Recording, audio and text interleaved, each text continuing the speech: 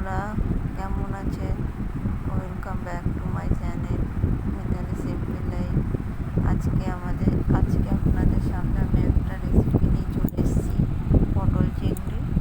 এই চিংড়ি মাছ ভেজে রেখেছি আর আলু পটল একসাথে ভেজে নিচ্ছি, ভেজে রেখে দেবো। কড়াইতে ভেজে নিচ্ছি, একটু লাল করে ভেজে নিচ্ছি। আমার আলু পটল ভাজা হয়ে গেছে। এবার কড়াইতে তেল দিয়ে দিয়েছি, কড়াইতে তেল দিয়ে এবার ফোড়ন দেবো। এই ফোড়ন দিয়ে দিচ্ছি একটু দারচিনি, একটু লবঙ্গ আর একটু ফোড়ন জিরে দিয়ে কড়াইতে ফোড়নটা দিয়ে দিলাম, একটা এলাচে দিয়েছি। এবার ফোড়নটা পড়ে গেলে এই যে আদা বাটা দিয়ে দিয়েছি। আদাটা মিহি করে বাটিনি, একটু রেখেছি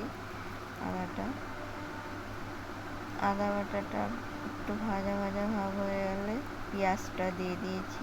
পেঁয়াজটা কুচিয়ে নিয়েছি, মেশিনে কুচিয়ে নিয়েছি পেঁয়াজটা ঝিরিঝিরি করে। এবার পেঁয়াজটা একটু ভালো করে ভেজে নেব। একটু লাল লাল ভাজা হয়ে গেলে পেঁয়াজটাকে একটু লাল লাল করে ভেজে নিচ্ছি। ভাজা হয়ে গেছে। এবার টমেটো দিয়ে দিয়েছি। টমেটোটাও একটু গ্রেট করে নিয়েছি মেশিনে, তাহলে একটু সুবিধা হয়। কুচিয়ে দেওয়ার থেকে গ্রেট করে দিলে একটু টমেটোটা সুবিধা হয়। এবার তেজপাতা দিয়ে দিলাম, দুটো তেজপাতা। এবার পরিমাণ মতো মশলা দিয়ে দেবো, নুন দিলাম, হলুদ দিয়ে দেবো, পরিমাণ মতো হলুদ দিয়ে দিলাম। তারপরে আদার্স মশলা একটুখানি লঙ্কার গুঁড়ো দিলাম। লঙ্কার গুঁড়ো না দিলে কালার আসে না, কিন্তু আমরা বেশি ঘরোয়া রান্নাতে লঙ্কার গুঁড়ো খাই না। একটু স্লাইড দিলাম, একটু জিরে গুঁড়ো, ধনিয়া গুঁড়ো দিয়ে দিলাম। পুরো মশলাই আমি ইউজ করছি। জিরে গুঁড়ো, ধনিয়া গুঁড়ো একটু সাথে অ্যাড করলাম, দিয়ে এবার মশলাটাকে আমি ভালো করে কষাবো। মশলাটা কষিয়ে যখন তেলটা ছেড়ে যাবে তখন আলু আর পটল আমি দিয়ে দিলাম ভাজা। আলু পটলের সাথে আমি একটু কটা কাঁচা লঙ্কাও ভেজে নিয়েছি, ওটা আলাদা রাখিনি। ওটাও কষানো হয়ে আছে। কষানো হয়ে যাওয়ার পরে ভেজে রাখা চিংড়ি মাছগুলো আমি তার সাথে দিয়ে দিলাম, দিয়ে এবার ভালো করে কষাবো।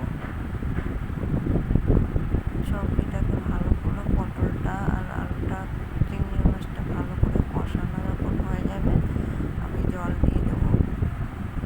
কষাতে কষাতে প্রায় তরকারি প্রায় হয়ে যায়। আলু পটল হয়ে যাচ্ছে সিদ্ধ। অল্প পরিমাণে জল দিয়ে দিলাম। এবার তরকারি ফুটেও গেছে, আলু সিদ্ধ হয়ে গেছে। এই দেখুন, আলু আমি খুন্তিতে দেখে নিলাম, আলু সিদ্ধ হয়ে গেছে। এইবার একটুখানি গরম মশলা ছড়িয়ে দেবো। গরম মশলাটা ছড়িয়ে দিলে লাস্টে তরকারিটা সেন্ট হয়। গরম মশলা ছড়িয়ে দিলাম। এবার তরকারিটা ফুটবে, আমি নামিয়ে দেবো।